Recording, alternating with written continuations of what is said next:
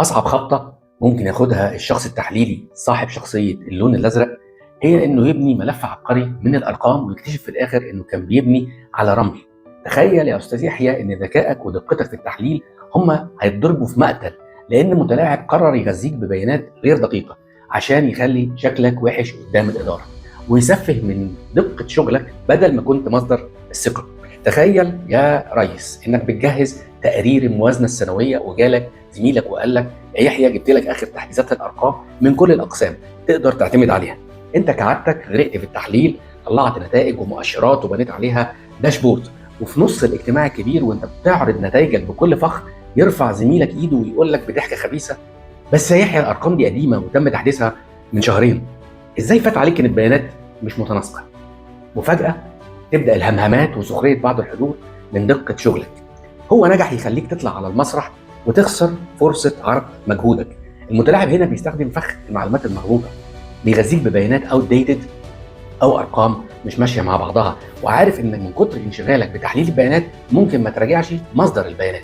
الهدف انه يشكك في مصداقيتك قدام الكل ويستخدم السخريه عشان يداري على عدم تحقيق النتائج المستهدفه في القسم بتاعه. الثغره هنا هي ان الغرق في عمليه تحليل البيانات ونسيان التحقق من المصادر هو اللي هيعمل المشكله للاستاذ يحيى. عايز اقول لك ان ممكن جدا انك تثق في الورق اللي جاي لك من حد المفروض ان هو زميل، لكن المتلاعب بيستغل حماسك المهني انك انت تطلع نتائج من اي ورق بيجي لك ويحط لك السم في العسل ويهد المعبد على دماغك وقت العرض. عشان نحمي الاستاذ يحيى من كمين الارقام اقول له 3 حاجات. اول قاعده: فلتره المصادر. ما تبداش تحليل في بيانات انت مش ضامن تحديثاتها بنفسك. اطلب ايميل رسمي من المصدر بالتاريخ والوقت. تاني قاعدة: لابد من اختبار تناسق مبدئي للبيانات. قبل ما تغرق في التفاصيل لازم تعمل حاجة اسمها بيردز اي فيو أو نظرة الطائر من فوق، بتبص على الأرقام دي بتشوفها منطقية وماشية مع الواقع الحالي ولا في عدم تناسق. لو في عدم تناسق لازم تراجع المصادر. تالت قاعدة: رد الصعصعين.